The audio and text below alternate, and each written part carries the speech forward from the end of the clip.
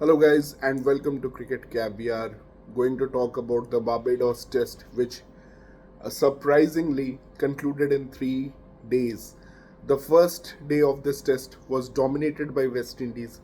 The second day of this test was dominated by the umpires, and the third day was totally dominated by the Australians. And it's funny actually, West Indies were so on top on day one that it looks impossible that how did they actually manage to lose this test in 3 days is absolutely incredible, and that's why I thought to cover this story because it has so many good things about West Indies cricket, but also some amazingly terrible things that were suicidal kind of cricketing suicide that was committed by West Indies in these 3 days. So, starting from day one, I think it was a very spicy pitch. West Indies bowling first on this pitch was they were amazing. They got Australia to 22 for 3.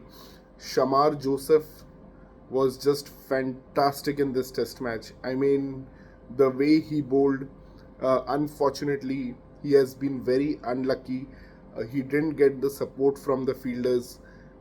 Brandon King, especially, what a horrible, horrible debut he had. I mean, look at this debut, man. He has dropped 3 catches in the first innings to Shamar Joseph's bowling.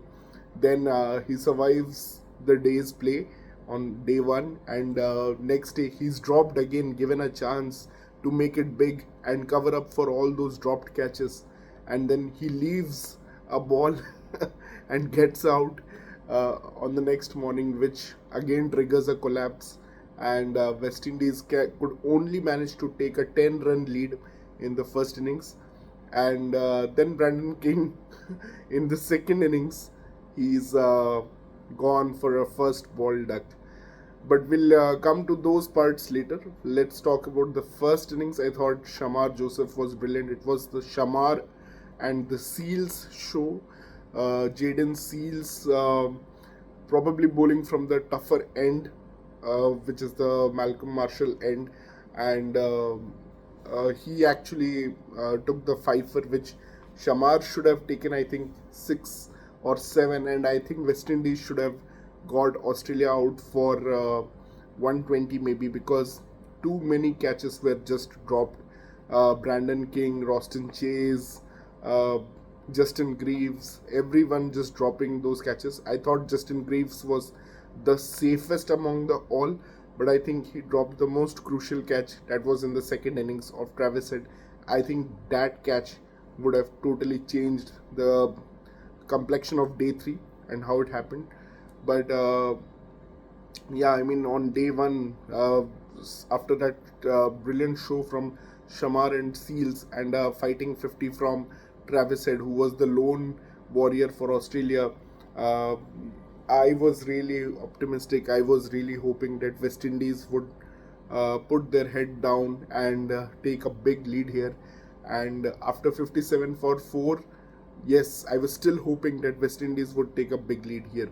And I think Shai Hope, credit to him making a comeback. He played some beautiful strokes. He and Roston Chase were having a brilliant partnership, and I think there the what the third umpire's involvement came on day two. That's why I said the day two was won by the umpires, because you cannot just digest, as a West Indies fan, you just cannot digest 3 wrong decisions by the third umpire. One was on day one itself when Travis Head was batting, and the ball clearly carried within the ball was nestled in the gloves of Shai Hope, and it was still given not out. It was unbelievable. And then the second time, of course, a huge inside edge from Roston Chase, and the umpire says there is a big gap between the bat and the ball. It was just shocking, and you could see Darren Sammy's reaction, Ian Bishop's reaction on the commentary. He was like, I disagree with that decision. It was an absolute shocker. See, you can still digest a couple of these mistakes from the umpires, and obviously there's a review, but still, I mean, you can probably digest 1 or 2 bad decisions by the third umpire, but 3 bad decisions, and the third one was, I mean, it was another poor decision. I could still empathize with the third dismissal, which was the catch of Alex Carey, and that was in one motion. It looked like a fair catch, but again, you have to see that the ball was touching the grass, and if the ball is touching the grass, you got to give it not out.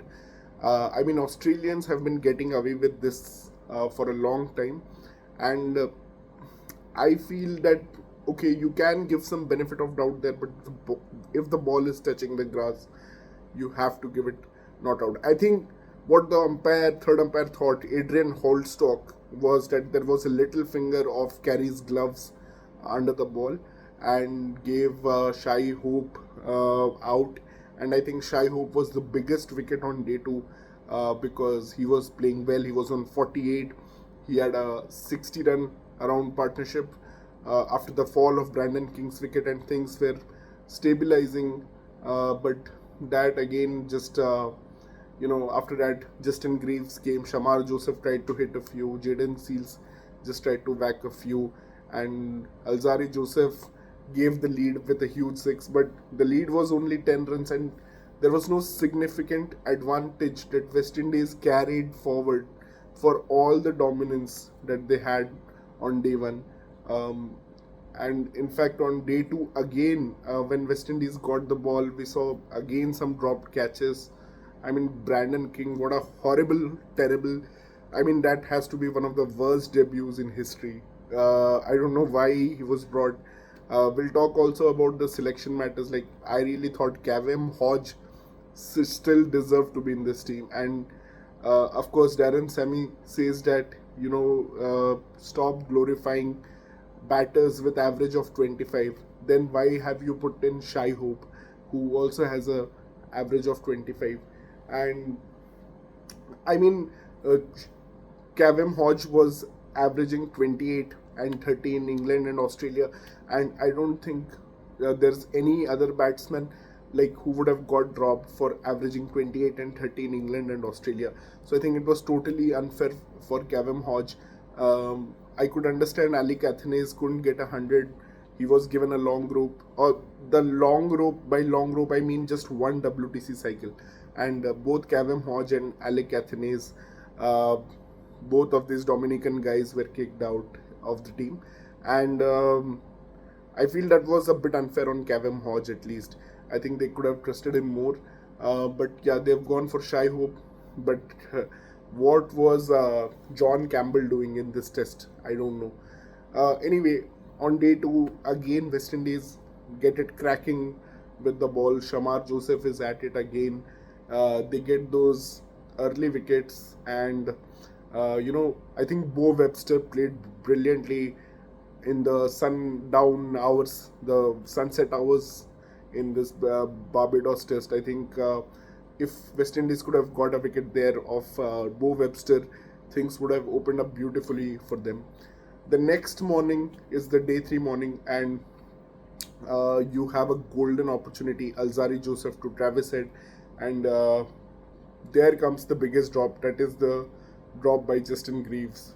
I can't get over it. I mean, Australia would have been a 97 for 5 there, effectively 97 for 5, and that partnership just carried on, and it ended 60 runs later on 157 for 5. And after that, I felt that, I mean, to Travis Head, he got twin 50s, all credit to him.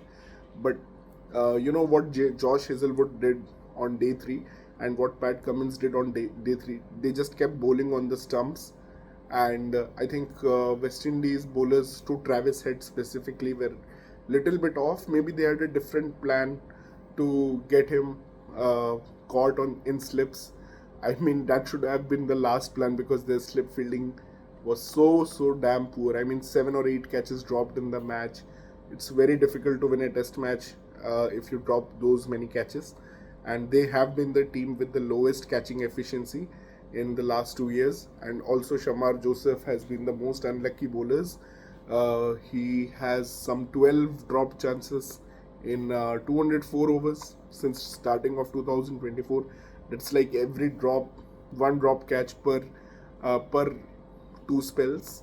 You can say something like that. So that's very unlucky. I mean, no other bowler. I mean, Rabada, Stark, Jasprit Bumrah, they are unlucky also, but not unlucky at that rate.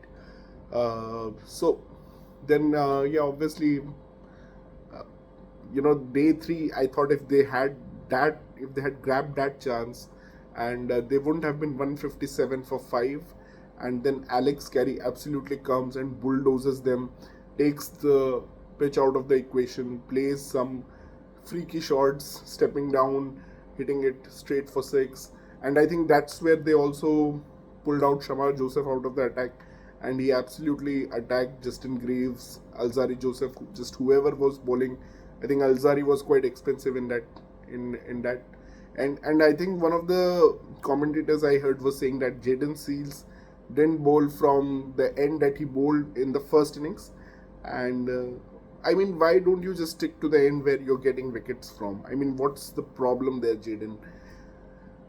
He had a poor outing in the second innings, and yeah, I mean, Carey was just brilliant with that attacking play. I think in that second session, after Travis had almost batted the entire first session, in that second session, Australia scored 150 runs in 30 overs and lost 5 wickets, and that was massively thanks to Alex Carey, who just belted everything down.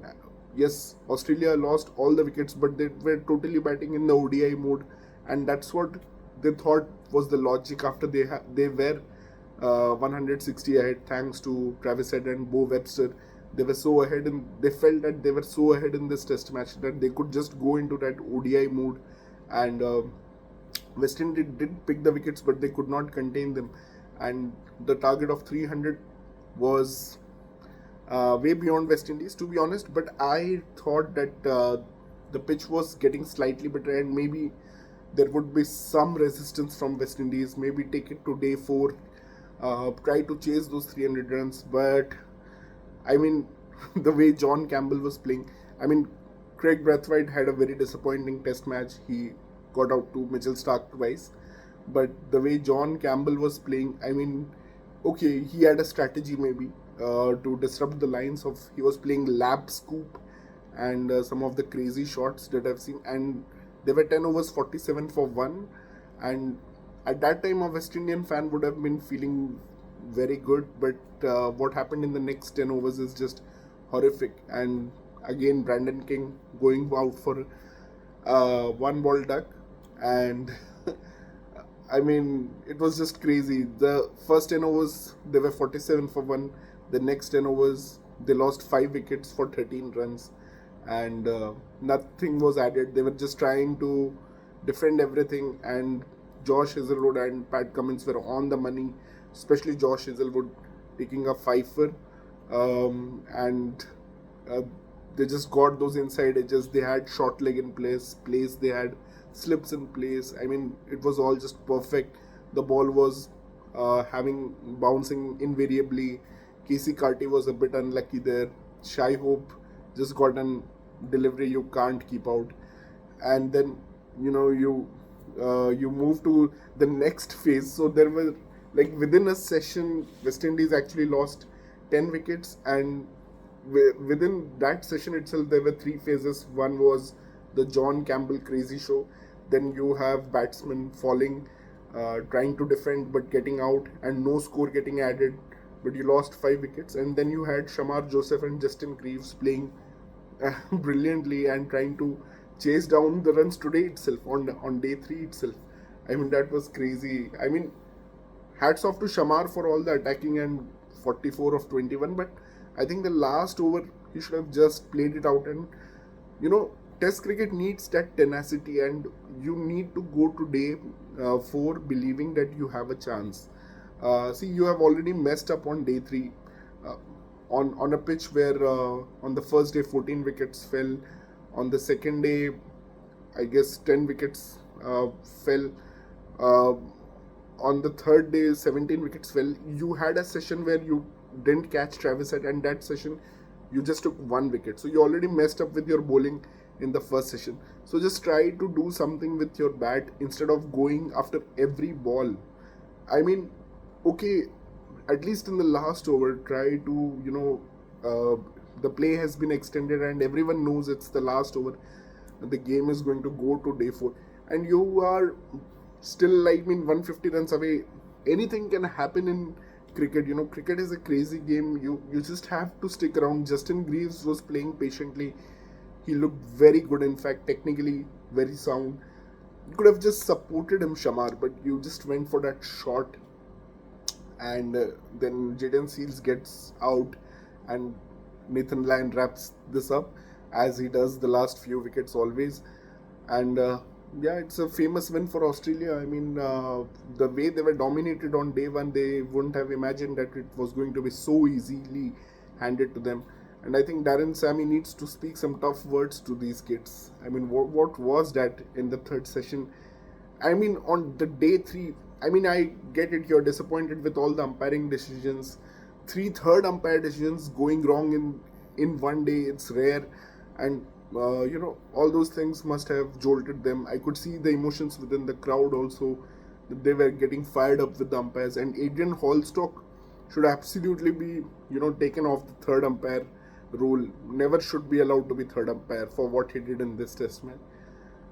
But a little fight from West Indies would have been good to see in the 4th innings, and that didn't come. And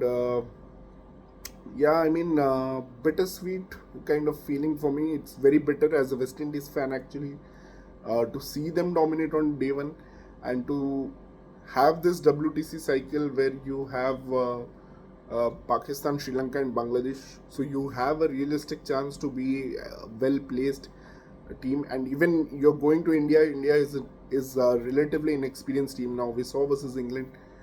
You can't do that, and it was just pathetic at the end to lose like that. And credit to Shamar Joseph and what he did in this test match with the ball, taking 9 wickets. And but he bowled really fearsome spell. He induced fear into the batter, especially how he got some of the tailenders out, blowing the stumps of Stark, getting Josh Hazelwood off a bouncer. It was really impressive. The lines he bowled to Sam Constas, he absolutely dominated the young opener, made him change his game also. And after all that, you have this timid defeat. It was quite heartbreaking to see. But let's see. Let's go to Grenada, the land of spice now, from Barbados, and let's see what happens there. I really wish if Kavem Hodge could be given another chance in this West Indies lineup. Would have been great. Not sure about Alec Athens, but Kavem Hodge should be a part of this lineup. And Craig Brathwaite has been a non-performer for long, and he's been carried by this team. Just one big score in the entire England series. I think the way Kavem Hodge handled Mark Wood in England was impressive. I think he can stand up to this attack. But yeah, Australia's perspective, they were good, they were perfect. Travis Head, again, whenever he scores, he's such a match winner that whenever he scores, Australia wins. You'll rarely see his contributions go into losing causes. That's how clutch he is on tough conditions. Like, totally different first innings and second innings performance. Yeah, both 50s, but first innings he was just going for it. Second innings, he waited, allowed Bo Webster to play the aggressive role, went into a shell a little bit, and then came out firing all cylinders. And absolutely great bowling by the all 3 legends. And I think Australia are going to win this series now.